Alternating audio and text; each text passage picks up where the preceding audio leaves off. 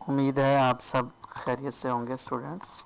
आज हम chapter number 4 की एक्सरसाइज सॉल्व करने की कोशिश कर रहे हैं।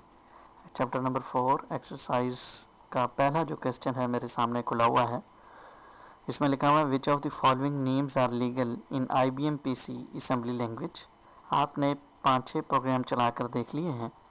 उसमें हमने वेरिएबल डिक्लेयर करना भी सीखा था, जिसमें num1 num2 num3 array1 इस तरह के नाम रखे थे।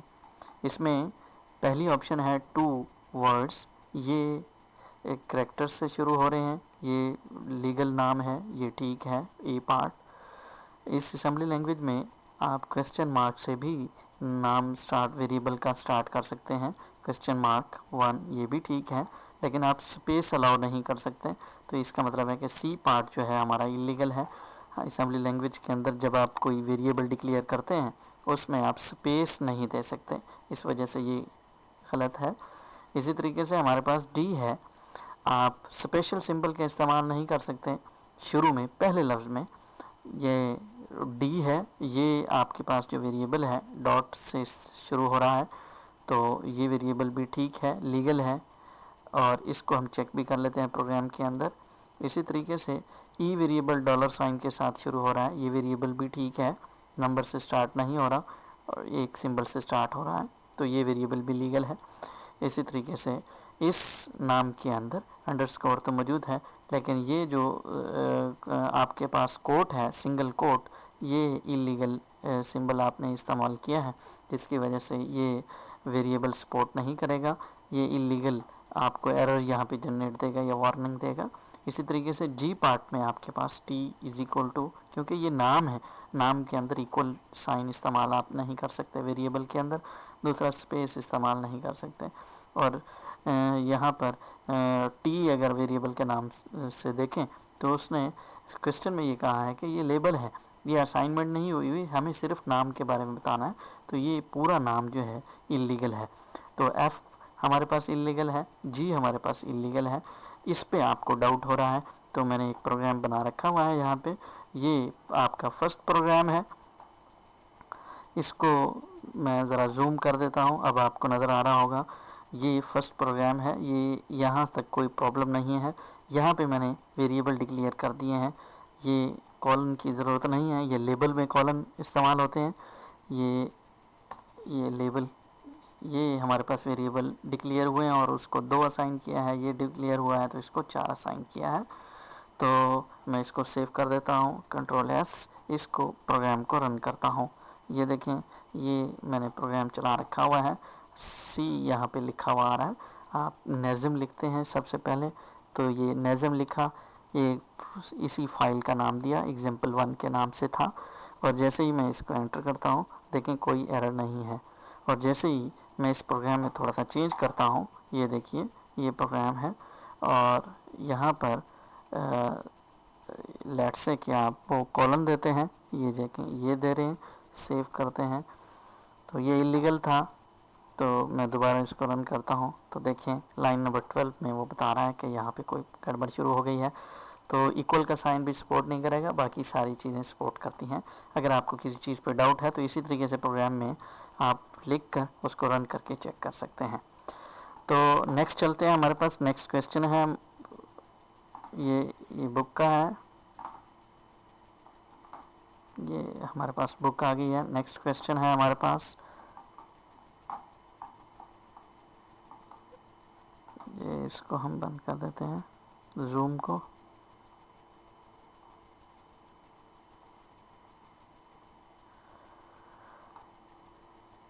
जी, ये हमारे पास which of the following are legal number if they are legal whether they are binary, decimal और हेक्साडेसिमल बताना है आपको।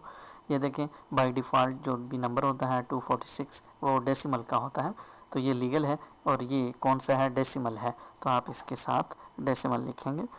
तो ये हमारा जो वेरिएबल है ये डेसिमल का है।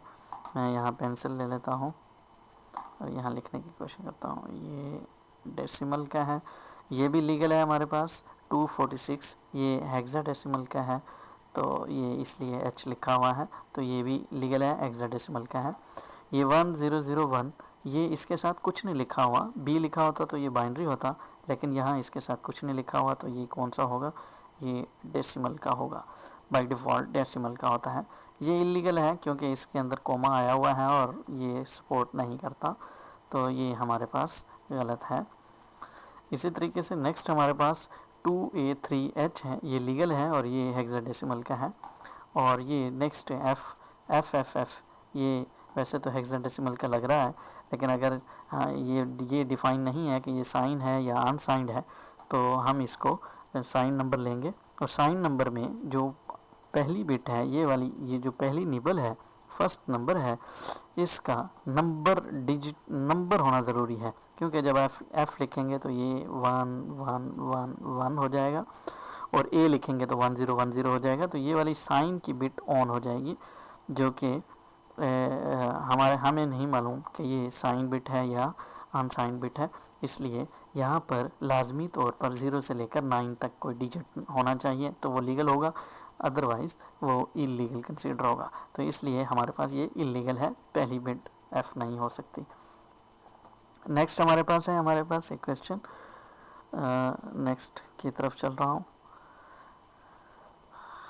जी पार्ट है, यहाँ 0AH हेक्साडेसिमल है जैसे आपको नज़र आ रहा है, इसी तरीके से एच पार्ट है, बी से स्टार्ट हो रहा है। अभी बताया कि ये जो हेक्साडेसिमल का है, तो पहला जो नंबर है वो डिजिट होना चाहिए, ये पहला नंबर डिजिट नहीं है, इस वजह से ये इलीगल है।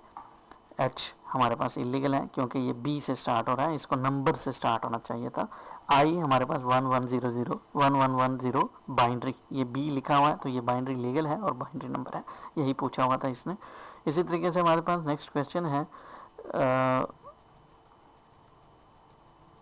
वो कहता है if it is legal give data definition pseudo operations define each of the following.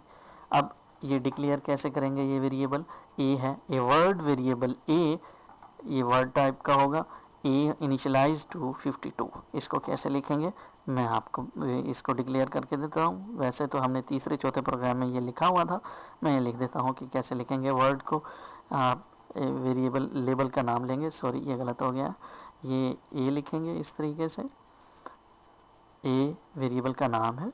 अगर आपको वर्ड टाइप का लिखना होता है तो आप स्पेस देकर DW लिखते हैं, तो यहाँ लिखेंगे DW, फिर स्पेस देकर उसको इनिशियलाइज कर देंगे 52 से। तो ये डिक्लेरेशन करने का सही तरीका है, ये इसका जवाब है। इसी तरीके से आपके पास नेक्स्ट है, ए वर्ड वेरिएबल वर्ड 1 का नाम देना है, यहाँ पे हमने ए का नाम दिया था, अब यही लिख देना है वर्ड 1 अनइनिशियलाइज्ड करना है। तो इसके लिए क्या करना है, तो वर्ड 1 यहाँ लिख के WO, या आप पूरा लिख दीजिएगा क्योंकि मैं माउस से लिखने की कोशिश कर रहा हूँ, बहरहाल जैसे लिखा हुआ है वर्ड 1 स्पेस DW, उसने वर्ड टाइप का कहा है तो DW, इनिशियलाइज अनइनिशियलाइज है तो आप क्वेश्चन मार्क लगा देंगे यहाँ पे, ये क्वेश्चन मार्क है, याद रखिएगा, ये क्वेश्चन मार्क लिखेंगे तो वो अनइनिशियलाइज हो जाता है, ये याद रखिएगा, मारूजी में भी पूछा जा सकता है। ए बाइट वेरिएबल है बी, यहाँ पे बी लिखेंगे, DB इज स्पेस देकर 25H लिख देंगे, 25H। इसी तरीके से नेक्स्ट हमारे पास वेरिएबल है ए वाइट वेरिएबल C1, तो यहाँ पे लिखेंगे C1, सॉरी C सही नहीं लिखा गया, C1 स्पेस देंगे, और अनइनिशियलाइज है और बाइट टाइप का है तो DB लिखेंगे और क्वेश्चन मार्क लिख देंगे। अनइनिशियलाइज के लिए ये स्पेस देके क्वेश्चन मार्क लिख देंगे। इसी तरीके से ए वर्ड वेरिएबल वर्ड 2 है, आप इसको इनिशियलाइज्ड करेंगे 65,536, तो आपको पता है कि ये अनफिट हो जाएगा, इलीगल है कि ये 2 बाइट में 65,536 नहीं होता, 35 इससे कम होता है, तो इस वजह से हम इसको इलीगल कहेंगे। तो नेक्स्ट हमारे पास जो क्वेश्चन आ रहा है वो ए word array 1 initialize to the first 5 positions, तो अरे 1 आपने वर्ड टाइप का अरे 1 DW लिखने के बाद 1 स्पेस देकर 1, 2, 3, 5 4, 5 लिखेंगे। इसी तरीके से आपके पास ए कांस्टेंट बेल इक्वल, ये आपके पास पहले नहीं आया तो मैं इसको लिख देता हूँ कि कांस्टेंट को आप कैसे डिक्लेयर करेंगे। तो सिंपली आपने क्या लिखना है, बेल लिखना है, BELL, जैसे सवाल में लिखा हुआ है वैसे ही लिखना है बेल। ये माउस की वजह से ये ऐसा हो जाता है। तो यहाँ पे आपने लिखना है EQU, कांस्टेंट के लिए आप क्या लिखेंगे, EQU का मतलब है कि ये वैल्यू फिक्स हो जाएगी, आप इसको चेंज नहीं कर सकते। EQU और 07H, बस इतना सा चेंज है। इसी तरीके से नीचे वाले में MSG EQU लिखेंगे इक्वल टू, आगे ये वाला मैसेज लिख देंगे तो ये कांस्टेंट डिक्लेयर हो जाएगा। तो इस तरीके से ये हमारे पास नेक्स्ट क्वेश्चन ख़त्म हो रहा है। तो हम नेक्स्ट क्वेश्चन की तरफ चल रहे हैं। वो सपोज वो कहता है that the following data are loaded starting at the offset of 00H। हम ऑर्ग 0x 100 पे करते थे और ये 00H पर आ रहा है। तो कैसे आएगा मैं आपको बता देता हूँ कि ये 00H पर इसको मेमोरी मिलेगी। ये देखें, ये जो होगी 000H, ये एड्रेस है, उस पर A है, 1 बाइट है, DB है, तो ये 000H पर 7 पड़ा हुआ होगा। और नेक्स्ट हमारे पास 000, अगर 4 है तो जो भी उसने लिखा हुआ है वो लिखेंगे। ये 1H क्योंकि 1 बाइट का था तो अगली बाइट ये B पड़ा होगा, और ये 2 बाइट का है और उसके जो कंटेंट हैं उसकी वैल्यूज़ हैं, जो डाटा है वो ये पड़ा हुआ है 1ABCH। इसी तरीके से नेक्स्ट जो है, क्योंकि ये 2 बाइट का है तो 2 बाइट ऐड करेंगे तो ये क्या बनेगा, 0C जो है 0003H पर आपको मिलेगा। ये भी हम क्वेश्चन कर चुके हैं और मेमोरी को देख चुके हुए हैं। ये क्योंकि 1 बाइट का है तो नेक्स्ट हमारे पास जो डाटा होगा वो 0004H पर पड़ा हुआ होगा। तो मेरे ख्याल में ये आपको बात समझ आ गई होगी। नेक्स्ट जो क्वेश्चन है वो अब शुरू हो रहा है। वो कहता है कि give the offset address assign to the variable A, B and C। A variable है, इसको 000H ये एड्रेस बताना है, और B को 001 बताना है, ये जवाब है इसका। C वेरिएबल का जो जवाब है वो 003H है। ये पहले क्वेश्चन का जवाब है। इसी तरीके से give the content of the byte of offset 002 in hexadecimal, तो आपको 002 पर बताना है कि क्या पड़ा हुआ है। तो 002 पर आपके पास जो वैल्यू पड़ी हुई है वो CH पड़ा हुआ होगा। ये क्योंकि 2 बाइट का है, B 2 बाइट का है, ये 1 बाइट का था, तो ये यूँ था, ये 0, 1 और 2 आगे पूछा हुआ था, तो साफ ज़रा ये C3 जो है C ये बनता है, और 1 और 2 जो है ये बनते हैं। तो ये पहली बाइट आपके पास ये 1 और A पहली बाइट है, यानी 001 का डाटा है। B और C 002 का डाटा है। BC हेक्साडेसिमल में BC, ये जो नेक्स्ट बाइट पड़ी हुई है ये एक निबल है, ये दूसरी, ये बाइट बनते हैं 8 बिट।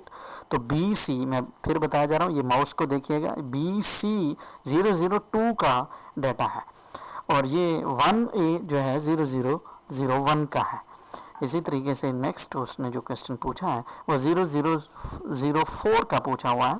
तो 0004 पर आपको क्या मिलेगा, ये देखें, ये DB है तो C है, तो ये 3 पर पड़ा हुआ है H, E जो है 4 पर पड़ा होगा। इसी तरीके से L 5 पर होगा, ये L 6 पर होगा, ये O जो है 7 पर होगा। तो ये बात भी आपको समझ आ गई होगी। नेक्स्ट हमारे पास D लिखा हुआ है, give the offset address of the character O in hello. तो O कहाँ पे पड़ा होगा, अभी मैं आपको बता चुका हूँ कि ये आपके पास 3 की वैल्यू पड़ी हुई है, ये 4 की, ये 5 की, ये 6 की और ये 7 की है, तो 7 पर O पड़ा हुआ होगा। तो इस तरीके से ये हमारे 4 क्वेश्चन ख़त्म हो जाते हैं। और 5वां क्वेश्चन लिखा हुआ है, tell whether each of the following instruction is legal or illegal. W1 and W2 are word variable and B1 and B2 are byte variable. जहाँ पे W1 W2 लिखा हुआ है वो वर्ड का है, और B1 B2 जो है वो बाइट वेरिएबल है।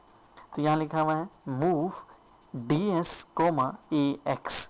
तो DS का जो आपके पास स्टैक रजिस्टर है ये इलीगल है, मूव इस वजह से कि ये AX तो रजिस्टर है, लेकिन ये जो DS है ये स्टैक है, और ये एड्रेस को इसके अंदर एड्रेस मौजूद होते हैं और AX के अंदर जो पड़ा हुआ है वो डाटा है, तो ये इलीगल है।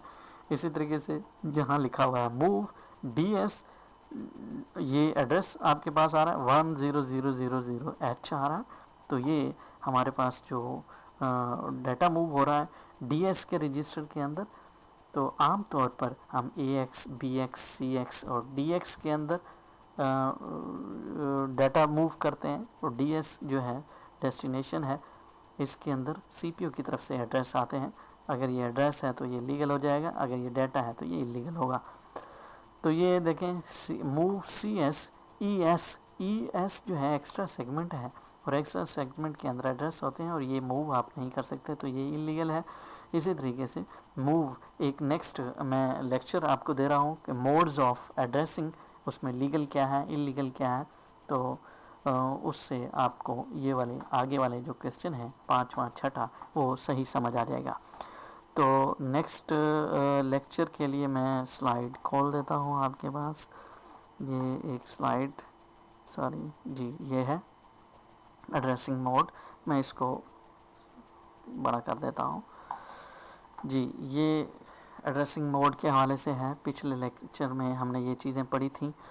जो ऑफसेट एड्रेसिंग कैसे होती है, ये देखें मूव AX num1 ब्रैकेट, हमने एक प्रोग्राम लिखा था जिसमें हमने कहा था जब ब्रैकेट का इस्तेमाल करेंगे तो उससे डाटा हमारे पास रजिस्टर के अंदर आएगा, ये लीगल है।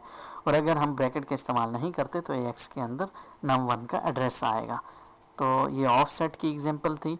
इनडायरेक्ट वेरिएबल की एग्जांपल एड्रेसिंग मोड के अंदर इन रजिस्टर इनडायरेक्ट, देखें ये जो एड्रेस आ रहा है AX के अंदर डाटा आ रहा है BX का, लेकिन डायरेक्ट नहीं आ रहा, बल्कि पहले BX के अंदर जो एड्रेस पड़ा होगा वो आएगा, उस एड्रेस पर जो डाटा पड़ा होगा इस ब्रैकेट की वजह से वो इसके अंदर स्टोर हो जाएगा। तो इसे कहते हैं रजिस्टर इनडायरेक्ट। हमने यहाँ पे लिखा हुआ तो रजिस्टर ही है, लेकिन ये जब हम लगाते हैं तो ये ब्रैकेट का मतलब है कि इस रजिस्टर पे जो एड्रेस पड़ा हुआ है उस एड्रेस में जो डाटा पड़ा हुआ है वो एक AX पे लेके जाना है। तो इस तरह के मोड को क्या कहते हैं, indirect, register indirect addressing mode. इसी तरीके से नेक्स्ट हमारे पास indirect plus offset address mode के अंदर मौजूद है, और उसका क्या मतलब है,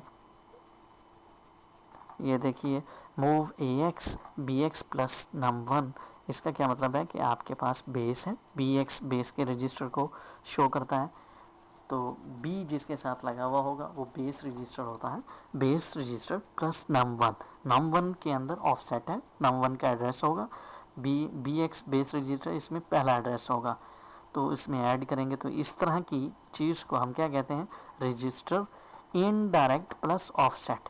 रजिस्टर इनडायरेक्ट की ऑप्शन ये रजिस्टर है और प्लस ऑफसेट ये है, इनडायरेक्ट प्लस ऑफसेट, ये उसकी एग्जांपल है एड्रेसिंग मोड के अंदर। इसी तरीके से आप ये भी लीगल है कि आप AX के अंदर SI यानी जो रजिस्टर मूव करवा सकते हैं उनके एड्रेस वो BX हो सकता है या SI हो सकता है।